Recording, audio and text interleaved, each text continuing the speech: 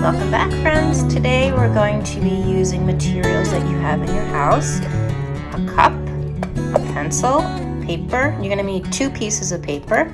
You can use oil pastels or crayons or markers. I'm going to be using watercolor today. The Pixar short, Bird on a Wire, inspired this next project. We're going to actually make birds on a wire, similar to what you saw in the video, but we're going to use the primary and secondary colors. This is what the 5th graders worked on. And what we're going to do is actually make circles to create 6 different birds. Guess what colors we're going to use? So let's see. Let's make our first circle. Start at the corners. Let's make 1 in that space right there in the corner.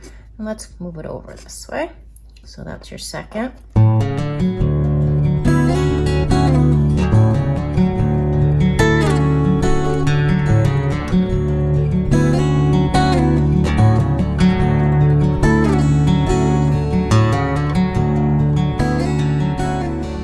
Dump my cup and go wash it, and I can use it later for my drink. Okay, so now I'm going to take my watercolor. You can use crayons, you can use oil pastels, you can use markers, whatever you have in your house, but you do need to have all 6 colors, and you know them, the colors of the color wheel. Red, yellow, and blue are primary, and then our secondaries, green, purple, and orange. Okay. So now I'm going to be using my watercolors to do my color wheel. All right, when you're using watercolor, you never want to dig the paintbrush into the cakes. These are called cakes. So what you want to do is you wet the color. I'm going to start with the lightest color of the color wheel. What is that? Yellow. So I put the water in the yellow cake or on the yellow cake, and I gently massage it so it becomes paint. Okay, that should be good. So now I have plenty of yellow paint. All right, my first circle, I want to fill it in with my yellow. Remember, we do the outline first. We make our fence for our yard to keep it inside. It's okay if it goes over the edge because you are cutting these out.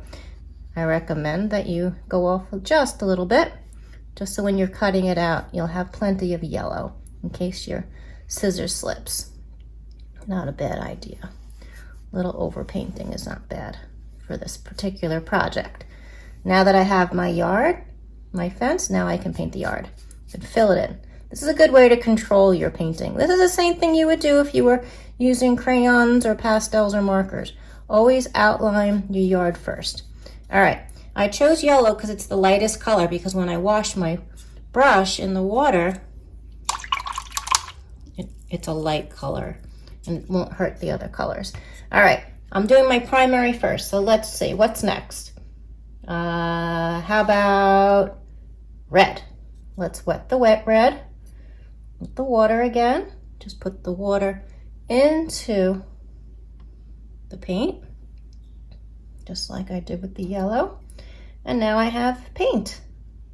So now I twirl my brush gently, and then I paint the next circle. Do your fence first. Again, it's okay to go off the edge of your pencil line, because when you cut them out after they're dry, it'll be easy to make sure that you only see the color red and not the white of the paper. You can use any kind of white paper you have in your house, printer paper.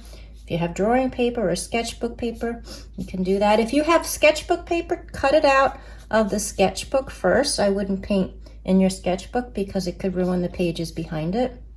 If you don't have that and you just have lined paper for writing, just use that. It's okay, just use less paint, or use crayons or marker. All right, so what's our third? Clean the brush. Make sure it's nice and clean.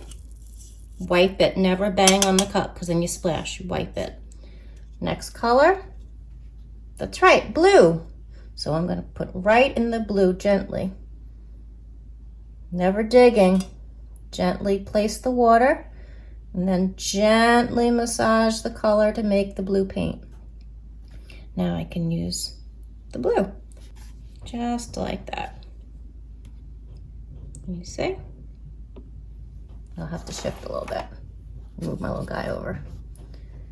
All right, so I'm using the blue, outlining my shape of my circle. Do the fence first, and then you fill it in with your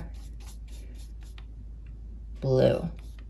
So now those are my primary colors. We've learned a lot about the color wheel this year, and I absolutely loved all the scavenger hunts you guys did this year on your first assignment for virtual learning. Okay, so those are our primaries. Now we're gonna do our secondaries. Now, if you're using paint and you wanna be really creative, why don't you mix 2 of the primaries to make your color? If you're unable to do that, then just jump in and use the color. I'm gonna show you how. So I'm gonna start with the yellow in this circle. So I'll show you again. Wet the paint. So if I put the yellow right onto the paper, and then I add another primary color, it's going to make a secondary color. So let's see. So here is my yellow. That's a primary color. Now I'm going to pick red. So clean your brush. Go into the red.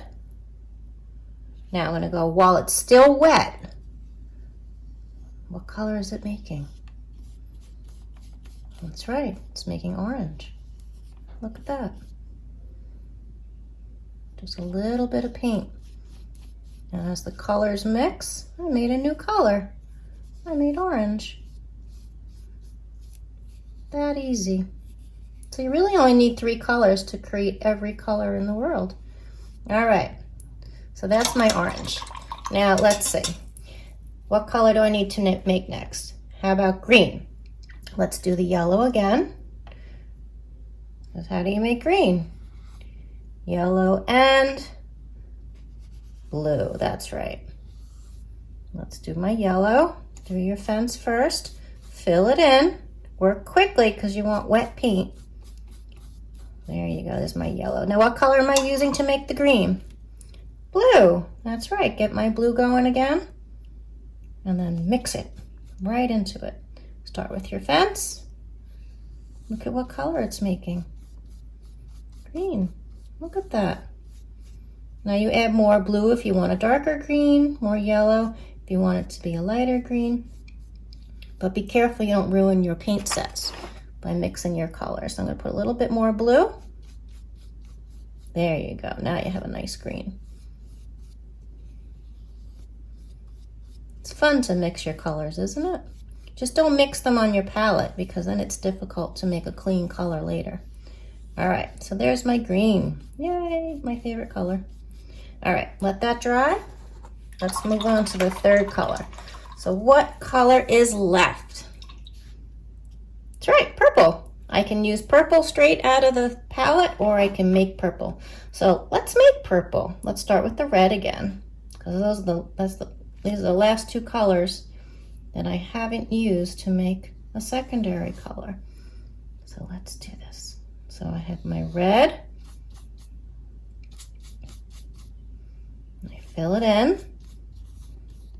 Wonderful. Now what's the next color I'm mixing? Blue. So I use my blue. And look at, wow, what color is that? Purple. You could also call it violet. Violet is another word we use to describe the color purple. There we go. So what we're going to do now is give this some time to dry. So go off and play in the yard if it's nice out, or run around your house, or go have a snack. What I like to do is listen to music and walk around my house. All right, see you in a bit. Now go find scissors. Remember to cut on the pencil line and turn the paper, not the scissor. You made a color wheel. Now use a black marker to draw the stretched out wire and add your color circles in order. Make different expressions on your birds' faces. See the expressions in the eyes and the eyebrows.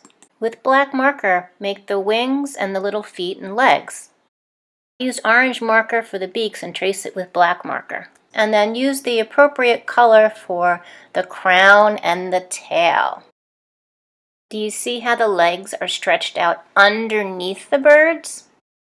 I only made 3 little toes for each foot, but they attach to the wire. I hope you have fun making your birds on a wire. Make sure your colors are in order and that you take a photograph of them in good lighting.